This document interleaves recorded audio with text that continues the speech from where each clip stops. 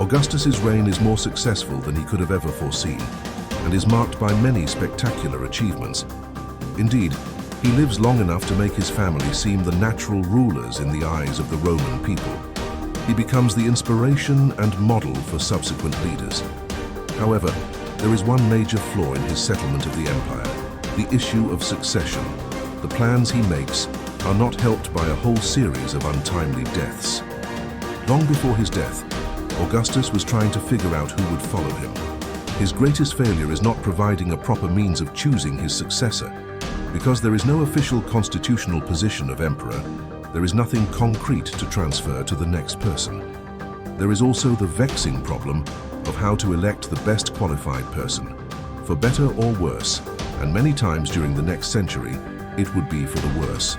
Augustus settles on the principle of heredity. The next emperor would be the nearest male blood relative of the previous one, but after 4 deaths of potential successors, Augustus is forced to pick the stepson he hates. Mr. Seeger presents The Rise and Fall of the Roman Empire, a Cautionary Tale. Episode 4, Who Will Follow Augustus? Augustus's choice of heredity as the mechanism for succession is somewhat curious, in that he actually has no close male relatives. He has no sons from any of his marriages, nor does he have any brothers. What he has to work with are 3 women: his sister, Octavia, his daughter Julia, and his wife, Empress Livia. Back in 38 BCE, Augustus, then known as Octavian, is married to a woman named Scribonia, but soon he is hit with Cupid's arrow and falls for 19-year-old Livia Drusilla, a beautiful and intelligent patrician already married to a noble and pregnant with her second son. To complicate matters, Scribonia gives birth to Augustus's daughter, Julia. But on the day of Julia's birth, Augustus divorces Scribonia and marries Livia. The marriage of Augustus and Livia links 2 great families together, the Julians and the Claudians. Livia, meanwhile, has 2 sons from a previous marriage, Tiberius and Drusus. Around 25 BCE, Augustus falls seriously ill. His poor health prompts him to take the first concrete step to arranging a dynastic succession. Augustus looks first to his sister Octavia, who has a very promising teenage son named Marcellus. To solidify Marcellus as his heir, Augustus forces his 14-year-old daughter Julia to marry his 17-year-old nephew in 25 BCE. Marcellus seems to be the front-runner as heir, the next emperor. Augustus begins grooming Marcellus to take over, appointing him to a number of government posts despite his young age, so that Marcellus will gain experience and respect as a leader. 3 years earlier, Augustus gives his niece Marcella to his right-hand man and best friend, Agrippa. Meanwhile, Augustus's stepson Tiberius is married to Vipsania, the daughter of Agrippa. When Augustus thinks he's dying in 23 BCE from poor health, he passes his signet ring not to Marcellus because of his youth, but to his trusted friend and lieutenant, Agrippa. If Augustus should die soon, Agrippa would presumably take over. But Agrippa's humble birth and rough tongue makes him unpopular with the old nobility. If Augustus and Agrippa should live another 15-20 years, the bright and popular Marcellus would be the perfect fit for succession. There is all the markings of a power struggle between Agrippa and Marcellus, but later in the same year, Marcellus catches an illness while on military campaign in Spain and unexpectedly dies at the age of 19, leaving Julia as a widow with no children. Devastated, Augustus gives the eulogy and places Marcellus's ashes in the great circular family mausoleum he is in the process of building. Today, the only surviving ancient theatre of Rome, the Theatre of Marcellus, is built by Augustus to honor his beloved nephew and heir. Augustus next focuses his attention on his loyal friend and general Marcus Agrippa, who has played such a key role in Augustus's rise to power and who has effectively been serving as his second in command. In 21 BCE, Augustus marries 18-year-old Julia to Agrippa, who is 43 years old, and recently divorced to Marcella. This union makes Agrippa Augustus's heir. Agrippa is highly competent, extremely experienced, and widely respected. Nevertheless, the marriage is disastrous.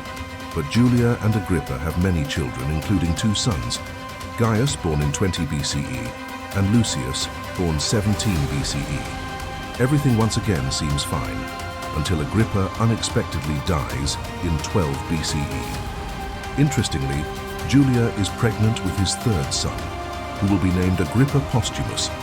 Agrippa's death is devastating to Augustus. They have been friends since boyhood. They have shared the astonishing adventure of their lives. Even when their relationship was severely tested, they remained true to each other. Agrippa's ashes are interred in the mausoleum of Augustus. Augustus is very fond of his 2 grandsons, Gaius and Lucius. In fact, he adopts both grandsons as his own sons. He also pushes the Senate to grant them extraordinary honors.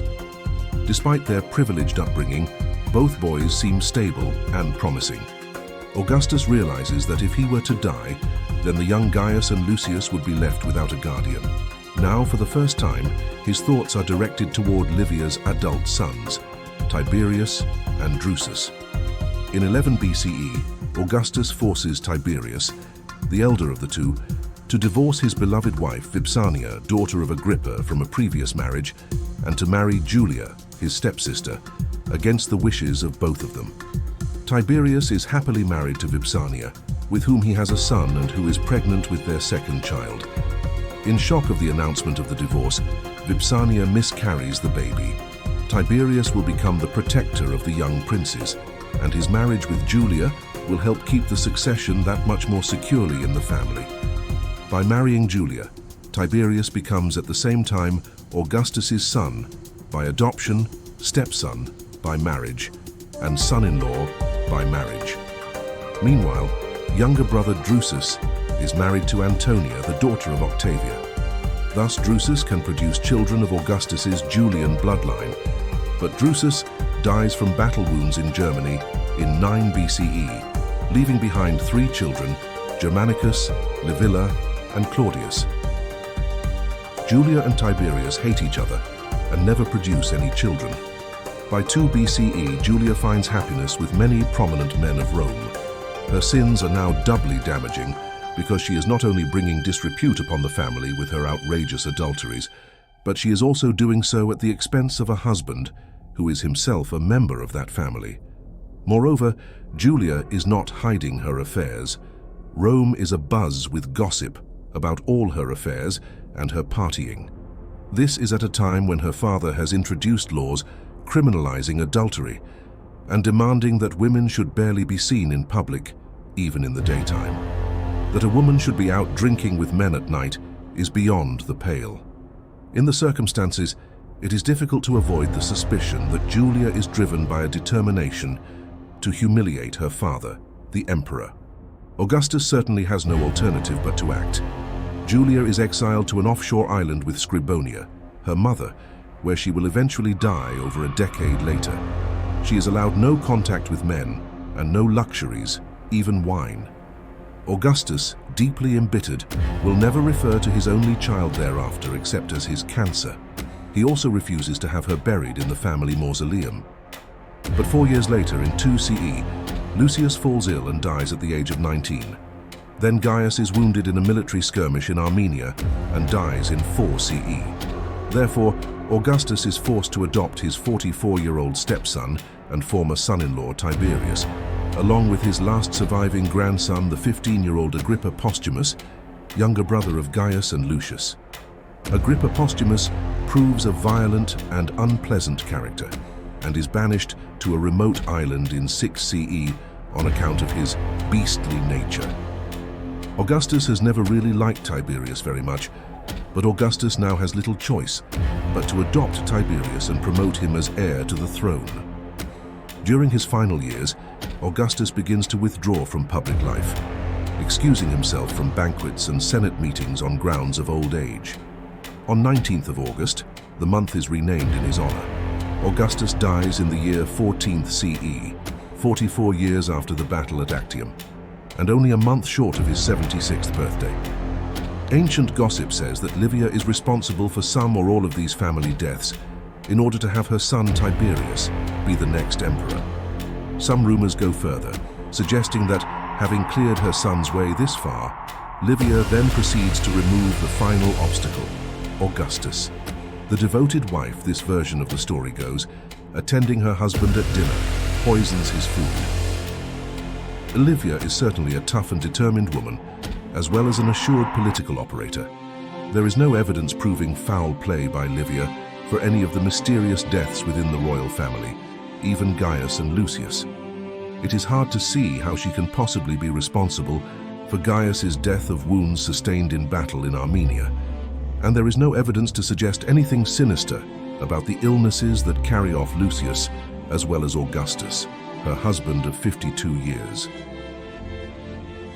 Livia's reputation for murderous scheming proves impossible to expunge.